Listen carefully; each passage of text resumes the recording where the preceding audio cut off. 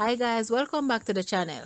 This property has 4 separate units and is income generating. This includes 2 bedrooms, 1 bathroom unit with its own living and dining and laundry, plus 1 3 bedrooms, 2 bathrooms unit with its own living and dining and laundry area. The land area of this property is approximately 3,226 square feet. Guys, let's take a quick look at this property and please watch the entire video for more details at the end.